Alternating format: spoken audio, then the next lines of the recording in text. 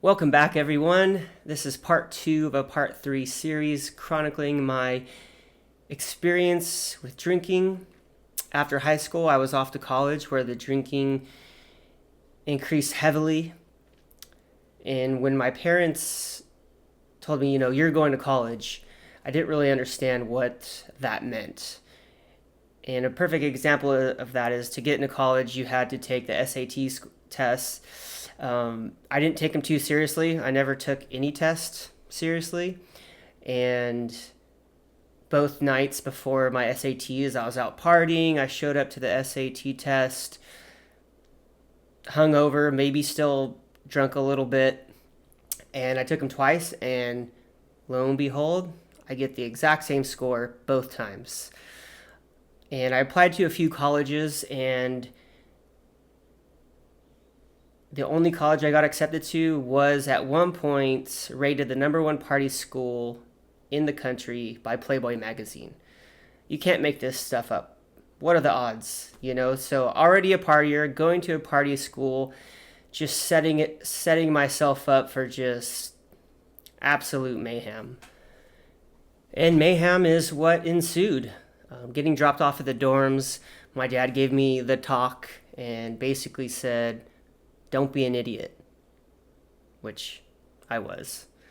He said, "Don't call me from jail and pass all your classes." And I thought, oh yeah, easy enough. Well, 4 hours later, I get in trouble with cops for walking around town with alcohol. I was 17 at the time, received a ticket for an MIP, minor in possession of alcohol, and that was the first day of college. Hadn't even started classes yet. Now, technically, I feel like I was still good. I didn't call him. The cop called him. I wasn't in jail. So, all's well. Now, I didn't know anyone going into college. There's a few people from my high school that went to the same college, but we didn't really hang out. And so, honestly, I felt like a deer in headlights. New environment, didn't know anyone. And like I did in high school, I was kind of trying to make a name for myself. And naturally, what am I good at? Partying. And everyone partied in college. I mean, hard. It was way different than high school. And it seemed, all the partiers kind of gravitated towards each other. I remember the first weekend I was there, some buddies came up to visit. One of my friends from high school, who was like my partner in crime in high school, we partied all the time. We didn't get in the same school, thank God, because if that was the case, we would have been in a lot of trouble. Jail, dead, who knows. But he came up that weekend. His brother was in a fraternity up there, and it was a pirate themed party, and kind of, I think, probably the first party I went to in college. And we walk in, they have this 50-gallon drum trash can full of jungle juice, and they took us, basically dunked us in upside down, held us by the ankles up to the waist. We were in jungle juice, and we had to drink until they pulled us out. And I just thought that's crazy. I mean, I still think it's crazy. That was my first experience, and that was just kind of the start of things to come. The drinking culture in college was just, on a whole nother level. I mean, we drank, but we drank to get absolutely obliterated. Blacking out was common. It was almost glamorized, like, oh, you didn't black out last night, or drinking yourself till you passed out. And I always seemed to take it just a little bit further. It was always shots, shotgunning beers, beer bong, just nonstop. There wasn't a time that I recall not drinking or maybe passing up on a party. It was just, that's kind of what we live for. It's like, why? What do you mean you're not going out? That wasn't even a thought. It was who could drink the most, who could get the most fucked up before passing out. If you passed out, you were weak. We drink heavy, 3, sometimes 4 nights a week. I was introduced into day drinking, which just adds a whole nother level of drinking. I mean, times we would drink probably 15 hours straight or more. Next day, do it all over again. Like there was nothing else to do. That's all we did. That's all I did. There was never a thought of like, "Oh, maybe let's go on a hike or let's go for a run," or it was just like, "Wake up, all right, who's pouring shots?" I remember when I turned 21 and I was young for my grade, and so I was the last one in my group of friends that turned 21. And when I did turn 21, it was absolute like mayhem. We went to the bar. I mean, everyone was buying me shots, and I'm not even exaggerating. I probably had 10 shots under within 30 minutes or less. And I remember one of the last shots I took, one of my friends was being a dick and got me, they call it a bar mat shot. And they literally just take the bar mat and dump it in a shot glass. Took that. I remember like literally crawling out of the bar. I was in the middle of the intersection, just on all fours, just wasted, throwing up all over the place. Like, and that was like normal. That was socially acceptable, we'll say. It was in this. It never crossed my mind like, oh man, maybe we should take it easy. Maybe we should take the week off or the weekend off, or maybe this is getting out of hand. That never crossed my mind once that I recall. Maybe being super hungover, I'd be, oh, I'm never drinking again. But as soon as you even start feeling remotely better, you're back at it, calling your friends, hey, where's the party at? Or I even set up my class schedule around partying. I would try to schedule all my classes Tuesdays and Thursdays all day long. That way I could party Friday through Sunday. Monday would be to recover, which in hindsight is kind of ridiculous. But it worked. I made it through, passed all my classes. But looking back, I mean, drinking really affected my schoolwork. I was working through college, and affected my job. Not showing up for classes at all for weeks at a time. Not showing up for work because I drank too much the night before. If I was scheduled for Friday where I worked, my bosses knew kind of 50-50 if I would show up or not. And a lot of times I wouldn't even call in. I would just blow it off completely. I wasn't sleeping well. There would be times it would take me 3-4 hours to fall asleep. And I think a big reason for that, or the reason for that, is I remember every Saturday we would go to a certain bar that had an 80s night, and we never missed it. I think maybe I missed it once because I had strep throat. And that's the only reason I would never party, is if I was super sick.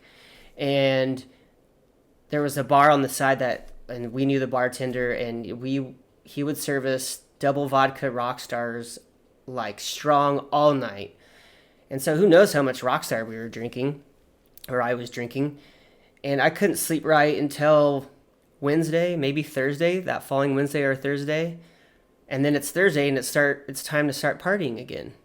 And so this cycle went on for a long time. It was so easy to just get wasted in college because, well, one of the reasons is because the bars, it was so cheap. It was so cheap to get. I mean, you could get blacked out drunk for under $10. There was a bar on Thursdays that had power hour, and we'd show up right when it started, and well drinks were 25 cents. So each of us would get 4 vodka Collins for $1. At once, they would serve us 4 drinks per person. We'd down those, and then they'd go up exponentially for the next hour. And then after power hour, they had well drinks, which was a 32-ounce mixed drink for $3. So you can imagine after drinking all that, I mean, I'm surprised I made it out of the bar. A lot of times I didn't. I remember getting kicked out of bars all the time. My drinking even landed me in jail 4 times during college. 3 times I went to the drunk tank. One of those times I woke up just laying on the cement floor in the jail cell, just like still pretty drunk. No idea where I was, still in all my clothes.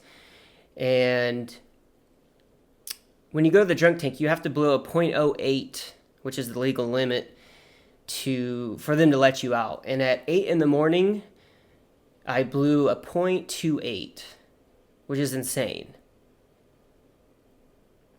That's more than 3 times the legal limit. I don't even know what I blew when they first arrested me. And then a few years into college, I got my second MIP, a minor in possession of alcohol. And I think I was 19 or 20 at the time. And I had to spend 5 days in jail at Oroville County Jail. And I laugh because just my utter stupidity. I mean, it was quite the experience. Not negatively. I mean, there's some funny stories that go along with that, but I had to spend 5 days in jail because I drank too much, or I was messing around with alcohol too much. When I went off to jail, when that day came where I had to go turn myself in, of course, we had a going away to jail party. Now, everyone came over to our apartment, everyone was partying and sending me off to jail. And I thought, honestly, I didn't think, oh, maybe I should get my shit together.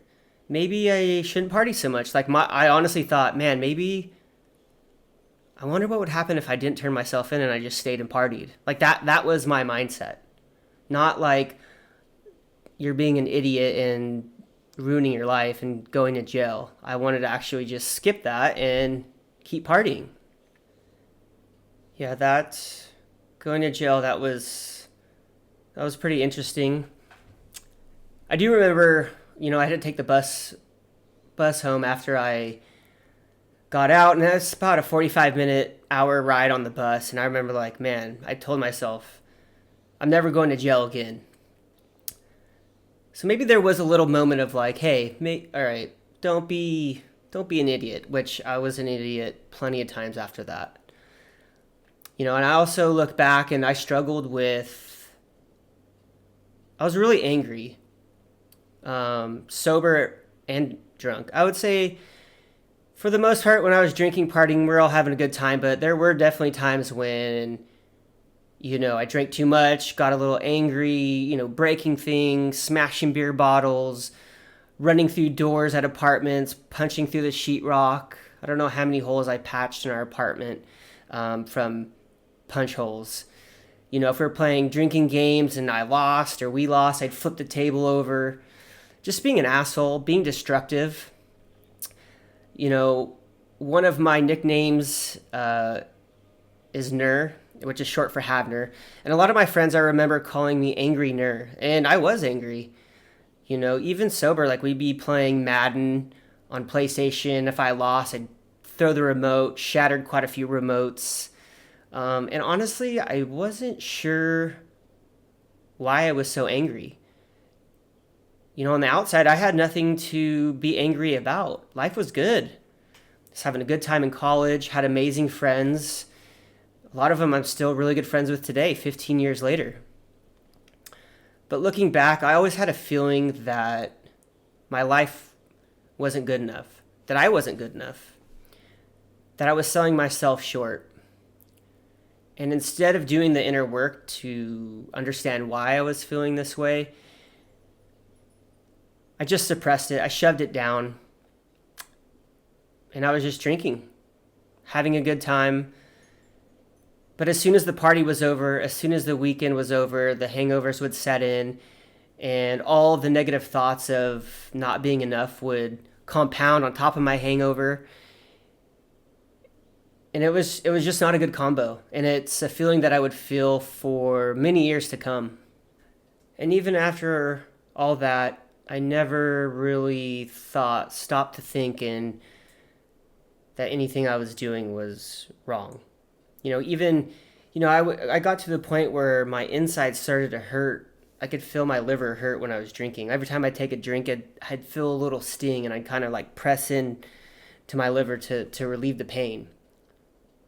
And after all that, I still, this is normal. This is college. This is life. Looking back, it really wasn't. I mean, I took it to such an extreme that was just completely unnecessary. Don't get me wrong, I had a great time, but at what cost?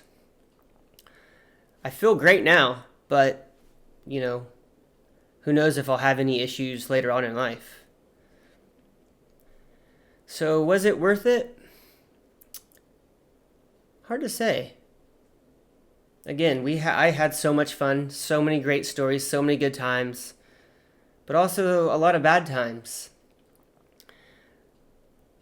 But ultimately, all of that has accumulated to help me be the person I am today. And I'm pretty happy with where I am right now. So, honestly, do I regret it? No. Not any of it. I'm not proud of some of the things I did or said, but I wouldn't take any back. Thank you for taking the time to watch this video. I hope you got something out of it. If you have any questions or comments, please leave those in the comment section below. Don't forget to like, share, and subscribe. With that being said, be kind to yourself, and see you on the next one.